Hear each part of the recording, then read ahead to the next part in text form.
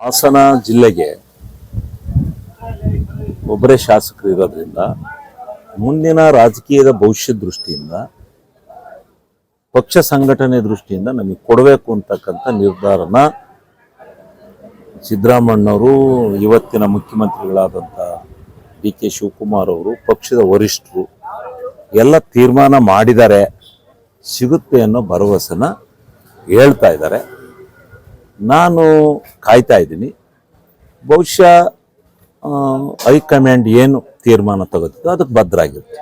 ನಿಮ್ಮನ್ನ ಒಂದು meeting ಕರೆದಿದ್ರು CM ಆದ ನಂತರದಲ್ಲಿ, ನೀವೆಲ್ಲ ಒಂದಷ್ಟು ಜನ ಸೇರ್ಕೊಂಡಿದ್ರಿ, ಮಾತುಕತೆ ಆಯಿತು. ಈ ರೀತಿ ಯಾವ ರೀತಿ ಬೆಳವಣಿಗೆ? ಯಾರನ್ನು ಮೀಟಿಂಗ್ ಕರೆದಿಲ್ಲ. ವಿನಯ್ ಕಾರ್ತಿಕ್ ಅನ್ನೋರು ಗೆದ್ದಿದ್ದಕ್ಕೆ ಊಟ ಹಾಕಿದ್ರು ಅಷ್ಟೇ. ಅಲ್ಲಿ ಯಾವುದು ಚರ್ಚೆ ಆಗಲಿಲ್ಲ ಇದ್ರ ಬಗ್ಗೆ ಎಲ್ಲ. ಅದೇನಿದ್ರು ಹೈಕಮಾಂಡ್ ಅಂಗಳದಲ್ಲಿದೆ ಸರ್. ಹೈಕಮಾಂಡ್ ಏನು ಅಂತಿಮವಾದ ತೀರ್ಮಾನ ತಗೋತಿದ್ದೋ ಅದು ತೀರ್ಮಾನ ಆಗುತ್ತೆ. ಹಾಸನ ಜಿಲ್ಲೆಯಲ್ಲಿ ಒಬ್ಬ ಶಾಸಕರು ಇದ್ದೀರಿ, ಮತ್ತೆ ಹಿರಿಯರಿದ್ದೀರಿ.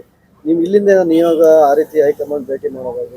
ಇಲ್ಲ, ನಾನು ಅವರು ಯಾರನ್ನು ಕರ್ಕೊಂಬರ್ಬೇಡಿ, ಒತ್ತಡ ತರಬೇಡಿ ಅಂತ ಹೇಳಿದ್ರಲ್ಲ, ಅದರಿಂದ ನಾವು ಯಾರನ್ನು ಕೇಳಿಲ್ಲ, ಕರೆದಿಲ್ಲ, ಯಾರಿಗೂ ಒತ್ತಡ ತಂದಿಲ್ಲ.